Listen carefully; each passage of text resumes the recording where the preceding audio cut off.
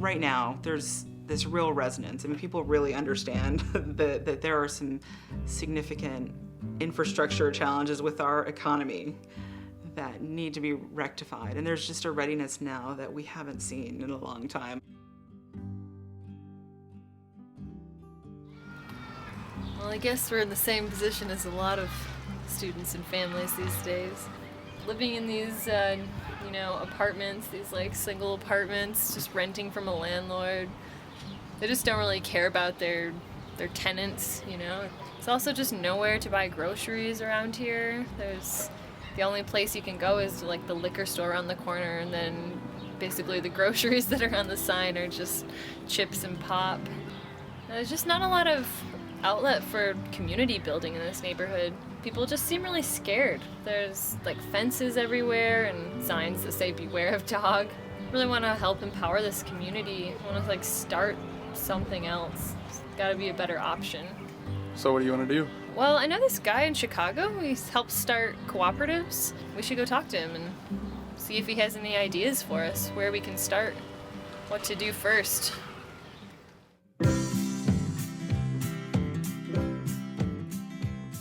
A lot of people are going to come at what a co-op is from different places, but they all work because a co-op's really just a business or an organization that's run by the people that use the business. Whether that's housing or a restaurant or a grocery store or a brew pub or whatever it is that you're doing, there's still going to be some structure of who owns the co-op. Maybe it's a worker co-op, and the people who work in the place are the people who run it, and they're the ones who own it, and they're the ones who make the decisions. If that's a co-op cafe, then they have to do a good job, or else people are going to stop going there, and then there's not a co-op anymore. And then you might have a consumer co-op, like a grocery store co-op. Most of them work this way, where the people who shop at the co-op, they're the people who own the co-ops. They decide what goes on the shelf. They decide when the sale is going to be. Maybe they delegate that to somebody and say, we're going to hire a manager, and they'll decide when the sale is going to be. But if the people who own the co-op that shop there aren't happy with the decisions the manager makes, they'll get another manager. When there's more people involved, you have to be respectful of each other, instead of just like, if you don't like the way we're doing it here, you can shut up and leave, and there's 20 more people that'll take your place. The goal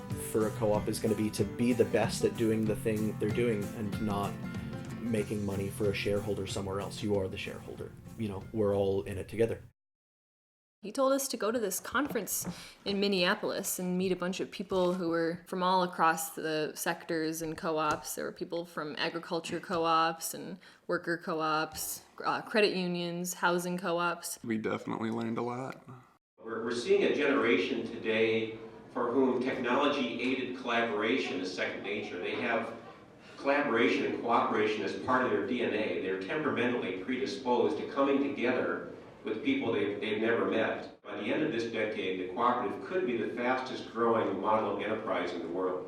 This is a very seminal moment for cooperatives. We hope that you'll join us. And Paul, I will turn it back to you. Thanks, Chuck. It's just a natural tendency for people to say there has to be a better way to organize business. This is true democratic economics, with a social purpose. These are successful businesses and they're making a difference in their community.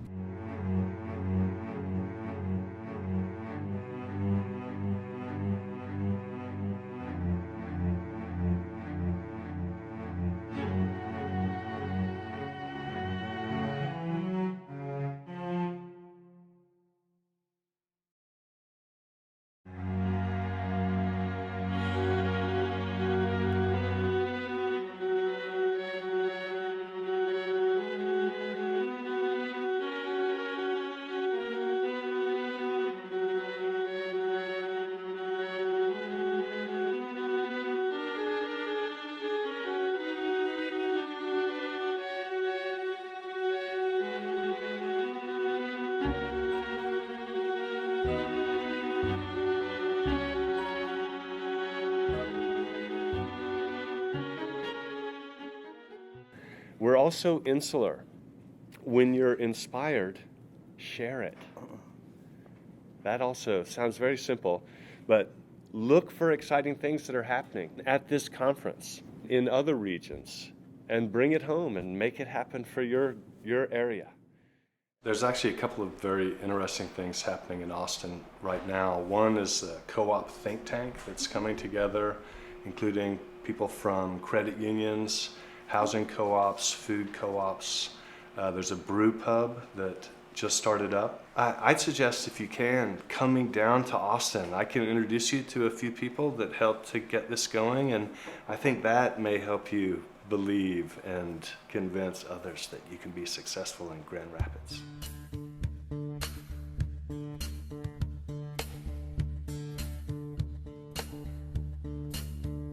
In our co-ops, people tend to take them very much for granted, like it's always been here.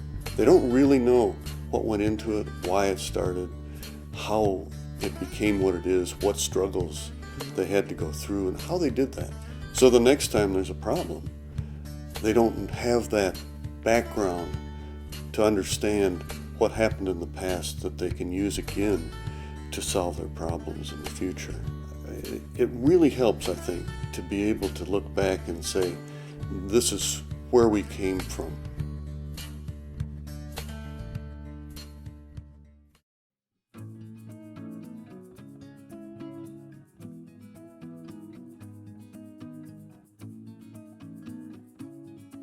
The Campus Guild was a bunch of farm kids that actually bought property and built their own house. To have 80 people living in there and working on it themselves, they were doing all the work. And it was particularly amazing since they lost the lease on their houses before the new building was finished. They were living in a vacant house with no furniture. They were sleeping on the floor on mattresses, living out of boxes. It was amazing dedication that they had. It was really the groundwork for so much that came later. You could see this tremendous burst of activity that came out of the Great Depression. And the idea of student co-ops spread to a number of campuses.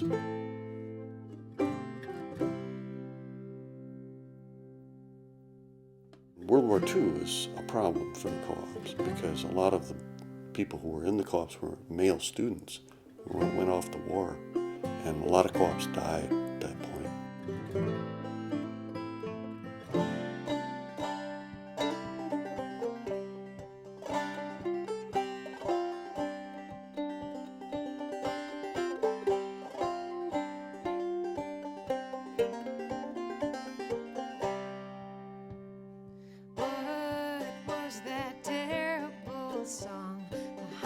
About that same time, a group called the North American Student Cooperative League was starting up. It was an opportunity to meet people with similar interests and experiences across the country and other co-ops. And the Austin co-ops didn't just dabble in that idea, they really grabbed it with both hands. They jumped into that organization, even though they were hundreds of miles away from the nearest other co-op. And they became such a part of it that within a year they had the national meeting of co-ops across the country in Austin.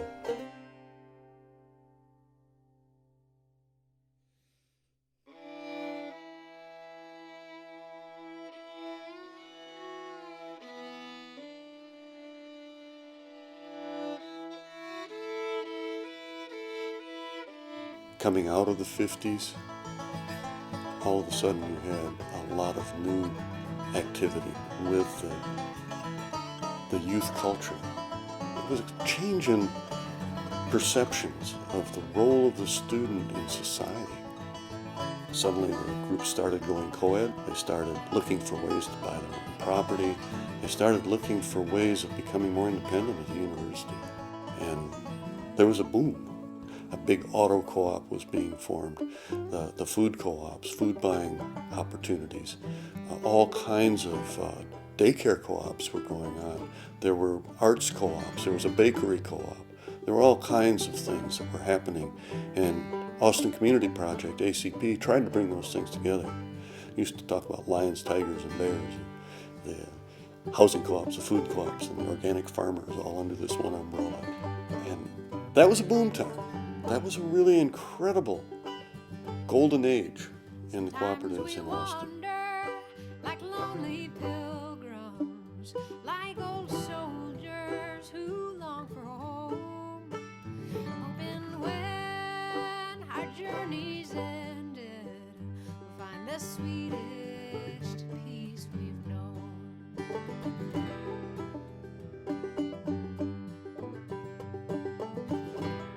It was an opportunity for many people to learn for the first time about the co-ops. It proved to be both a stimulus and an energizer. It was a way of getting people rolling together down that road, thinking of themselves as a group, thinking of themselves as a movement.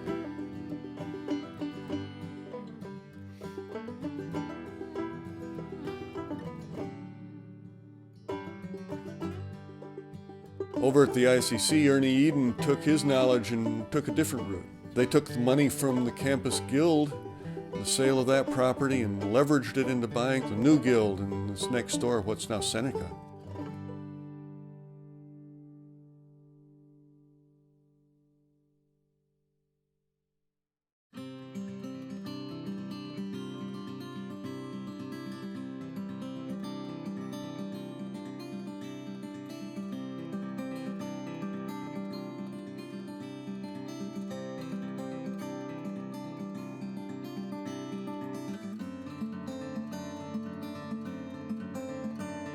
They were at a competitive disadvantage.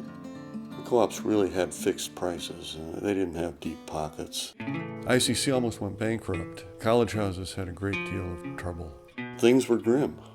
There was a breakdown in the communications between the groups, their national connections. It took a lot of effort for them to find ways out of their problems. I think it would really be helpful to meet the people who were so instrumental in everything that's happened down in Austin, to find out what really worked for them as they built this new cooperative community, and to see what motivated them, to see what stimulated them, and to see what made the cooperatives that they built last over time. Because it's really the co-op community that we're trying to build here. It's not a single co-op. It's the way people can work together to change the society where you live. We're having an organizers reunion, people from back in those days, and up to the present, people that have been really instrumental in all of what's happened down in Austin.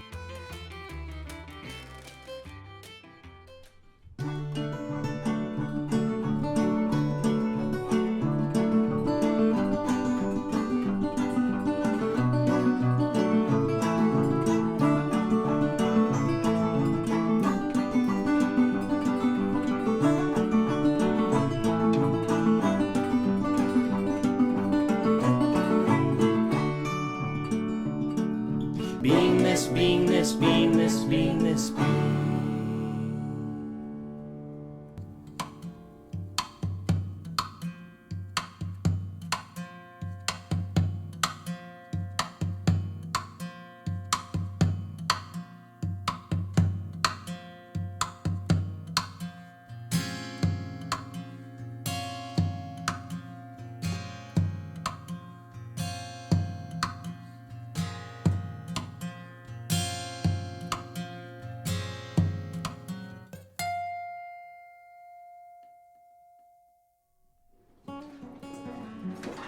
I don't either. I'm making this up.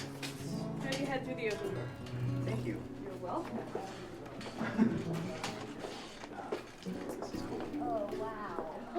We would sit around on the back porch imagining what this super co-op was going to look like and was going to be like, and getting input from everyone like, well, what would you do and how would you see a super co-op? It really was everyone coming to consensus on what we all wanted to do together.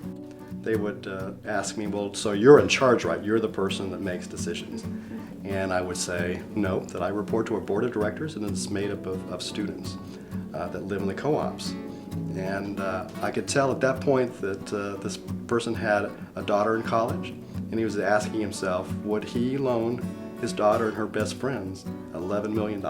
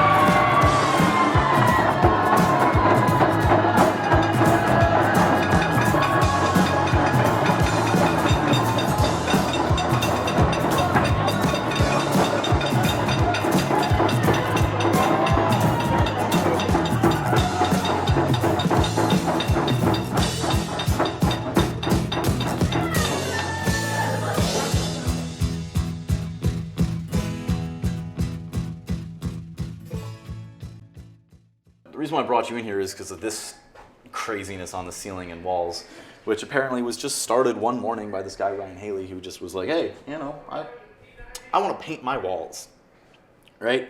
So he just started painting the walls. People were coming in, and he was like, you guys should paint this wall with me. And people were like, oh, that sounds badass. Which is when the house started taking, I guess, more control and like all of the little nuances that were going on, which to some degree is good because, as I think Alan said, we're stewards, we're not owners, which I think was a big deal. It's not something that's taught to co-opers often enough, is that you don't, like, yes, you do own this area, this is your home, but like someone else is going to own this after you. They're going to want it in just as good condition as you have it right now. So you should try to go about doing that. I want to show these people your, show the documentary. Yeah, your sealed in wall. Yeah. It won't be too claustrophobic because I'm going to have this window right here. And this wall, once I'm finished, this wall will hinge upward and actually open entirely. And that's really mostly so you can get your mattress in and out. Living at 21st Street, it can be kind of crazy sometimes. I mean, people aren't used to living that. You're used to living in a, in a home or in an apartment or in a house, and at the most you're with 5 people or something like that. But 100 people, it's almost. Right. That's the other thing though, is that like at co-ops you can learn skills that you didn't know anywhere else, that people that you live with can teach you. Like people can learn from Mindy how to wire and like do electrical engineering. People can learn from like Anthony how to do carpentry. We have mechanics that live here. We have artists. We have welders. We have people who do pretty much anything. And if you want to learn, you can. We have like 110 different skill sets to draw from, and anything you need done, you can get done.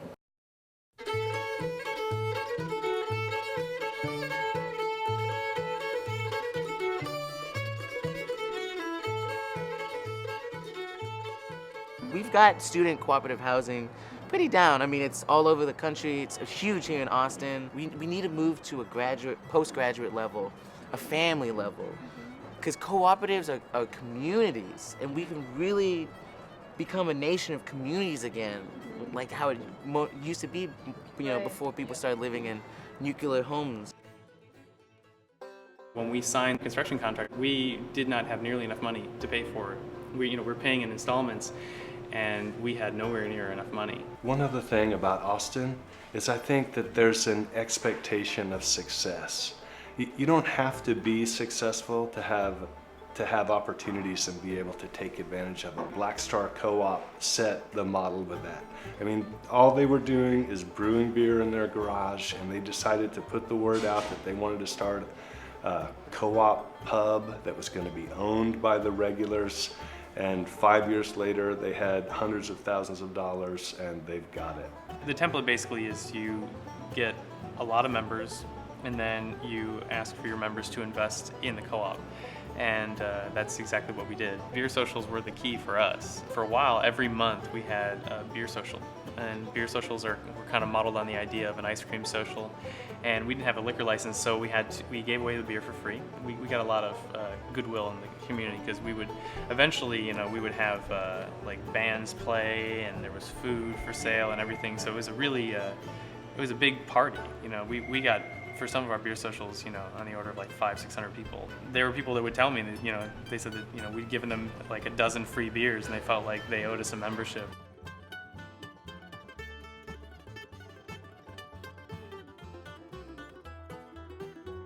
The brief anecdote I remember is John Mackey, who's CEO and one of the original founders of Whole Foods, coming into Wheatsville with his father to illustrate a point. He said, look, Dad, what we want to do is one-stop shopping. And he pointed out the toilet paper as well as the natural foods in the store. And that was before they opened the first Whole Foods at 9th and Lamar in 1980. I am happy to say that Wheatsville is in its strongest financial strength of its lifetime. It's doing the best financially we've ever done.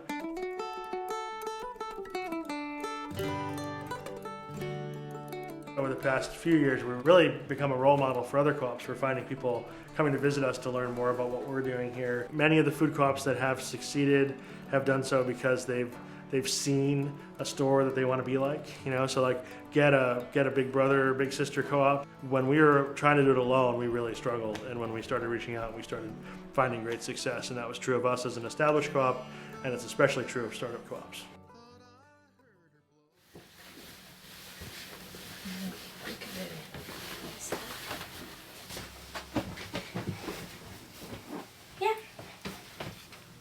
that's how we make it then.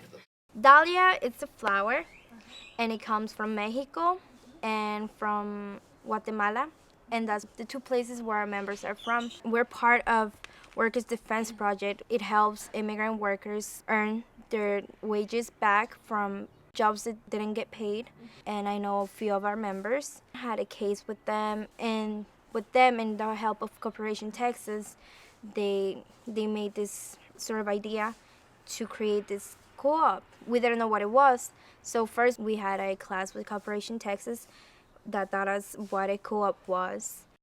We wanted to focus on a model that would really lift up those folks who have been hardest hit by the economic crisis. And worker co-ops, particularly in low-wage industries, have been proven to show that they can provide better wages, better working conditions, and a voice in their workplace in a way that they hadn't experienced before. I can work with Dahlia, and I can go to school at the same time. And I'm having the living wage that I need to support myself and my family.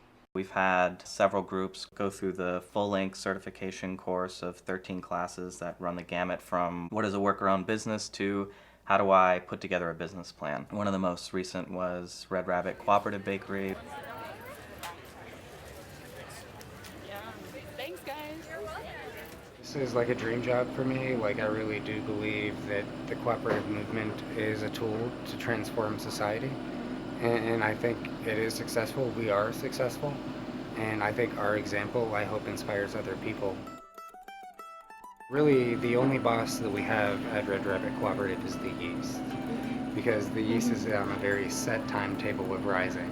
And we kind of, it's a dance with the dough that we have to play. The reason that I moved to Austin about 2 years ago was because of the thriving co-op community. And I thought I could learn a lot from that. Principle 6 of the Rochdale Principles of Cooperation is cooperations among cooperatives. And I feel like Austin, more so than other cities I've found, really takes that principle very seriously and doesn't just pay lip service. We're third generation, but the first two generations are really what make us possible. The fact that they've survived and are there to support us and help us.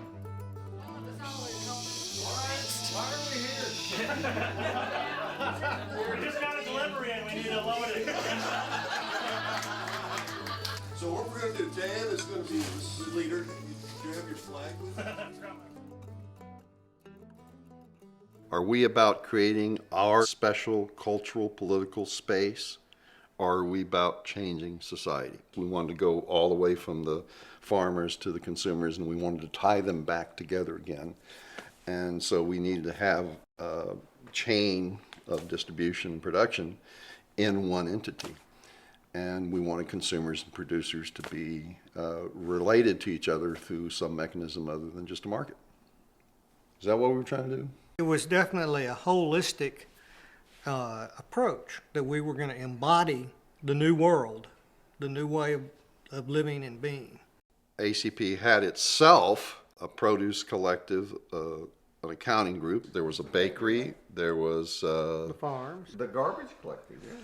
the auto collective. I think there was about 30 different groups at one point. Austin Community Project was that, that principle of co-ops, of the co-op of co-ops, cooperation among co-ops. We had a system where the consumer co-ops owed a certain amount of labor to the system to send people to the producer co-ops. There were hundreds of people, as I recall, in a month going and working at bakeries and with the produce people and out to the farms.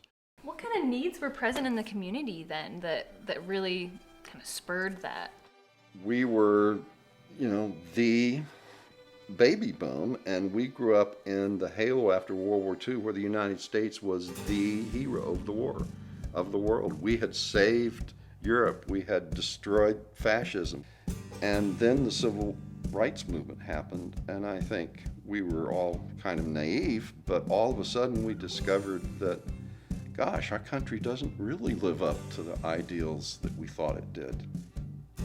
There was this kind of rejection of that betrayal of values that happened that I think had a lot to do with the energy that drove into the co-op movement. Somewhere along the way, I wanted to do something that was building something instead of something that was criticizing things. It was a time when fraternities and sororities were having problems, rooming houses were having problems, owners of dormitories were having problems. The sexual revolution was going on, and those who were doing housing, we were building institutions that we thought would be around for a long, long, long time. I remember thinking, well, you know, all you have to do is own 2 or 3 houses in each block, and we can control the fate of the future of the neighborhood forever.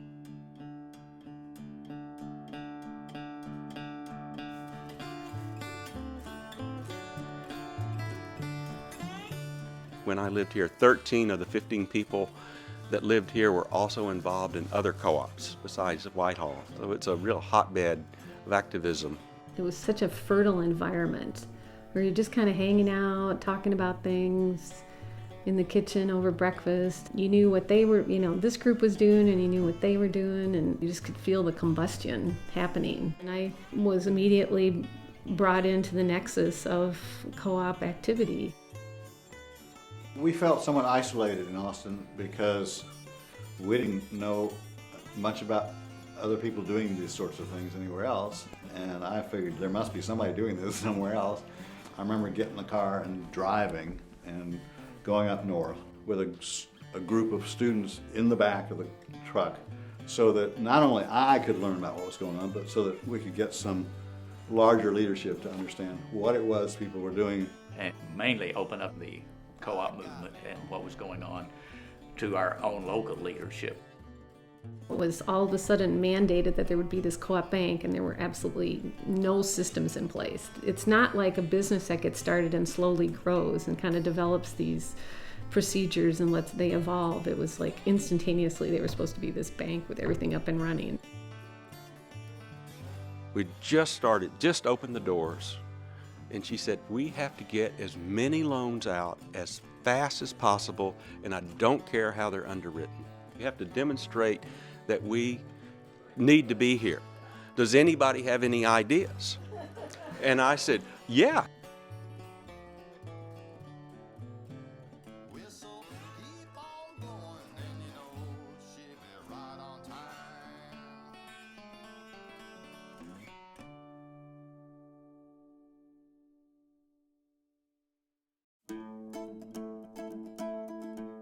We made major mistakes with both Woody Hills and Avenues.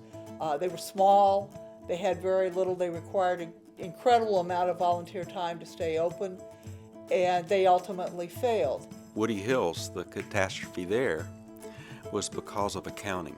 I had an accounting manual, a textbook, and we'd flip through it and trying to figure out how to do the debits and the credits. In that first year, they actually made a profit and did a patronage dividend, but then got to the next chapter and realized that you had to subtract the ending inventory to come up with a right. So Woody Hills had actually given away a lot of money after they had lost a lot of money, and then that was kind of the nail that hit the coffin. At Avenues, Gary, that there was this emphasis on accounting and hiring, for the first time, I think, a CPA. They had a degree, except they were totally into astrology also. And so the accounting periods at the Avenues Co-op were not the fiscal months. They were the lunar cycle. So some of the accounting periods were 14 days, and some of them were 47 days, and the next one might be 13 days. It just depended where Mars was, and that, it's kind of hard to compare. Oh man, our sales are way up. Yeah, it's called 45 days compared to 13 days, I don't think we expected to fail at anything. I think this is the idealism of the co-op movement in the 70s. We expected everything we built to just survive, and of course it didn't. And you learn from failure. And Wheatsville obviously learned an incredible amount because it was able to survive some crises that would take down most businesses. We wanted a more professional environment. Part of it is we were trying to appeal to a much wider range and start where we felt the people might be and take them diet-wise to where we thought might be healthier for them. Wheatsville at the time was part of a broader cultural thing of anti-establishment, anti-war, anti-imperialism, anti-racism, anti-lots of stuff. It was a place where people could come and meet other people in that milieu, buy food, and interact, as they were saying, with what we would call straight folks as well as the long hairs. And so I think we did our part for changing the world. And Wheatsville is still going on. What is it, 30 years later? I mean, hey, I feel good about that. These developers were buying up more and more property, and they were building more and more condos, which cut back the available student housing. The type of students coming to the university were less middle class and less working class than they had been previously, and they were very happy moving into the condos. And so the condos were getting full, and the co-ops were having more and more vacancies. People were leaving Austin. There was a recession in Texas. There was a savings and loans debacle. So banks were going out of business. No one was lending. It's actually a lot like what we're going through today. A lot of the groovy things that had happened in the 70s were all gone. It was all about, chores and how we were going to organize this and how we were going to do that. Who was going to cook? There wasn't a lot of expression of, the feeling of community. A lot of the cooperation between co-ops wasn't happening because everyone was just trying to figure out how to survive themselves, and there was no way they could help anybody else. We were ready to file bankruptcy. We started realizing maybe we're going to have to sell one of our houses. One day I got this letter on my desk from Brenda saying, how would the Ann Arbor co-ops like to buy a house in Austin and lease it back to us? I got a good laugh out of that. We said, well, why couldn't NASCO buy the house? Well, NASCO doesn't have any money. How could we do that? Well, ICC could loan them the money. We're getting some money from a house that we sold, and we're supposed to pay it back to the co-op bank, but it doesn't say we have to pay it back to the co-op bank. So why don't we just keep it and loan it to NASCO, and NASCO can buy a house in Austin and lease it back to the ICC, and they can have their staff and everything will be great. And we did it. We were moving into an old supermarket, which before we moved, we completely gutted, reoriented it. Transitions like that require a lot of planning and diligence and a lot of money. And we did it without the adequate planning or enough capital. We initially opened on a wing and a prayer and did fairly well, and then we hit some major cash crunches. And I was financial manager and was not handling it, period. Ended up being fired by the board of directors, very appropriately. And there were some hard times after that. After a while of not making some loan payments, the bank called the loan. They were going to shut it down. The National Co-op Bank officer went to the county courthouse to get the papers. But when he went to the courthouse, little did he know that the clerk who he had talked to was a member of Wheatsville. So as soon as the guy left, the clerk called Mary Jude and BJ, and they went to a Motel 6 on Highway 35 to hide so they couldn't be found and be served the papers. So they could not lock the doors legally. And then from there, they called me. I was at a co-op meeting, a national co-op meeting in Ohio. So they told us, look, we have $1,300 that we're in arrears, and they're trying to find us to serve the papers, to lock the doors. What do we need to do? And we stood up in front of about, maybe 300 people, and we opened Wheatsville's membership to anybody across the country. We raised a lot of money and had a lot of members, co-ops and individuals, that raised that money to make that payment, and it didn't close down. That's how Wheatsville has one of the broadest memberships of any food co-op in the country. It's people from all over are members now. The directors of the housing co-ops got together to pass through a new policy that taxed for-profit organizations that were developing in the area and gave that tax money to the affordable housing cooperatives.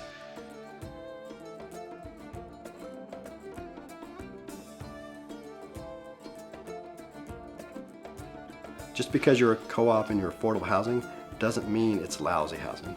Members, whether they're paying $500 a month or $1,000 a month, deserve a quality place to live. The housing co-ops and all of the other co-ops were all interrelated. There was a lot of mutual activity within Austin, across the co-op sectors, and then across the country. And we were a little different maybe that way. And it's really neat to see it again right now. The co-op think tank that's going on right now is a good example of that.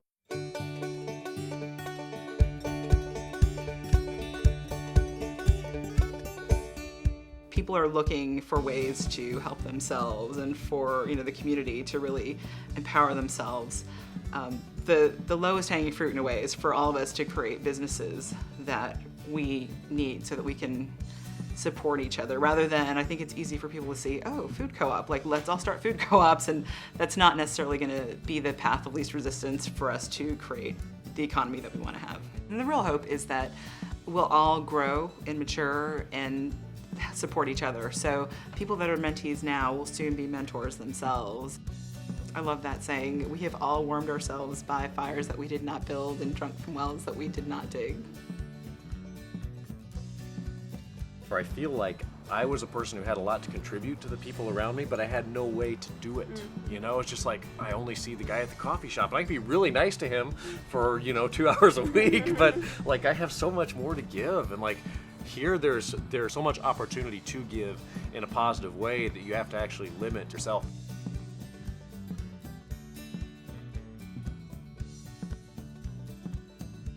The question is, why should we? The answer is, why shouldn't we? Who else can?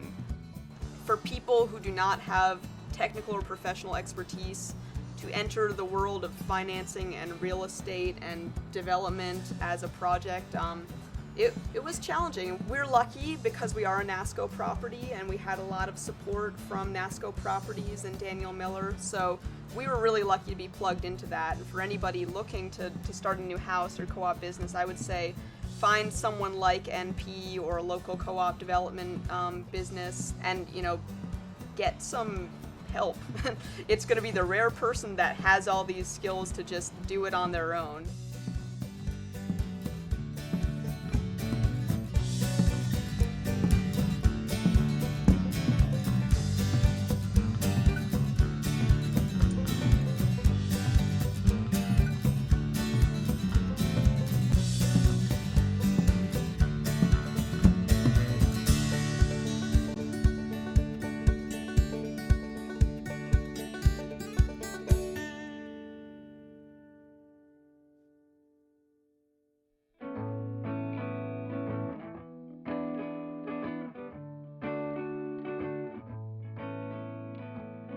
I'm waiting for a change to come. Don't know where it's coming from. I'm waiting for a change to come. Suppose I'll know it when it's done. I'm waiting for a change to come. I'm waiting for the rain to set in. Thunder and lightning and a howling wind. I'm waiting for the rain to set in. Catch on my lips, roll down my chin. I said, I'm waiting for the rain to set in. And I'm waiting for the tables to turn. Oh, but mama, that's just me, I'll never learn. And I'm waiting for the sky to turn blue. I'm waiting for a lover, baby, how about you?